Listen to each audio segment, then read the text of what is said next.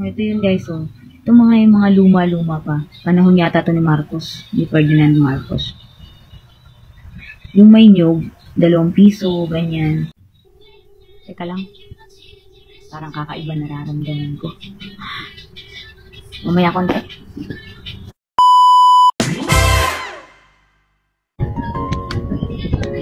Ay, sobrang napagod ako sa paglilinis ngayon. Nilinis ko kasi yung kwarto ng aking mother-in-law. Na kung saan nasa heaven na siya.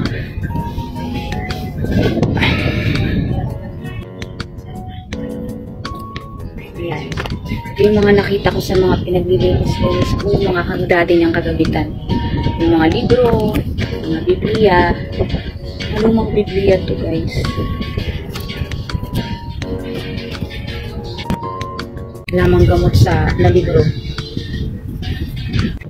Ito pala yung mga sinaunang mga gamot-gamot talaga noon, ng mga hindi pa uso mga medisina ng mga kapanahunan. Meron pa pala dito ang inay. Mga halamang gamot. Dito yun. Teka nito. Yung mga wallet. Yung mga sinaunang wallet. Oh, favorite. Red. Naalala ko nga pala nung nabubuhay pang usapan nga pala kami.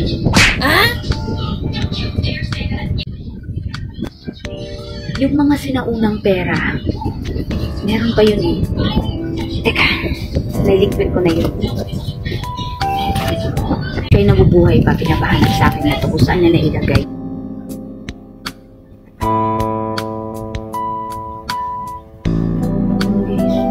Ito na yun.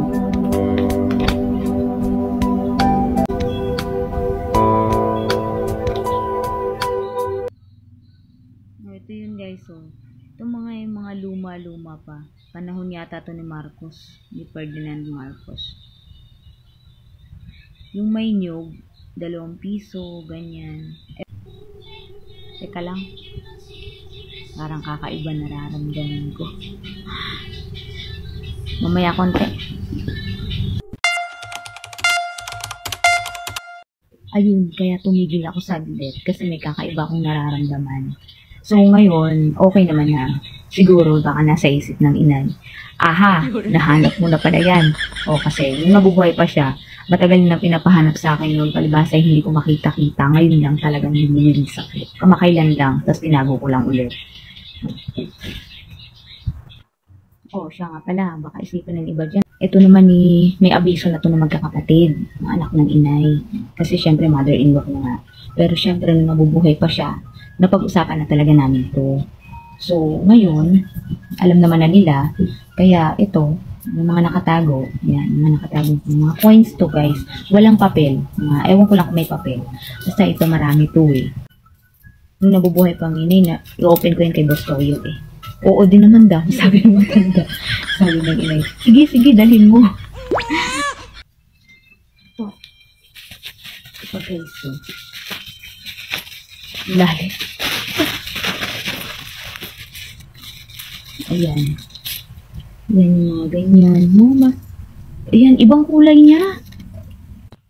Hala guys, promise, ibang mga kulay na ito. Hindi ko kilala itong mga perang to. Hindi ko to alam. Hindi ko to naabutan. Ewan ko kung anong pera to ha. Reflex ko ng picture. Ayan, wala akong alam sa mga perang to. Sa mga pilak. Pilak kung tawagin. Hindi ko alam. Parang mga, ano ba to, basta parang mga yellow to eh. Yellow lahat. Yan guys, wala akong alam sa perang to. Ito paano ba to? Ba't may festival? Ano ba to, token? Pero ito guys, yan, hindi ko alam yan. Mga anes, mga pilak. Hindi ko alam to. Ayan. Shout out kay Boss Toyo. Siguro mga alam mo to. Ayan, wala akong alam sa perang to. Hindi ko to alam kung anong tawag dito. Inuulit ko lang ha. May abiso to ng magkakapatid. Na mga anak ng inay, ng mother-in-law ko. Yung mother-in-law ko din, may abiso na rin to nung nabubuhay pa siya. Kaya malakas ang loob ko na pakialaman tong mga nakatago niyang kayamanan.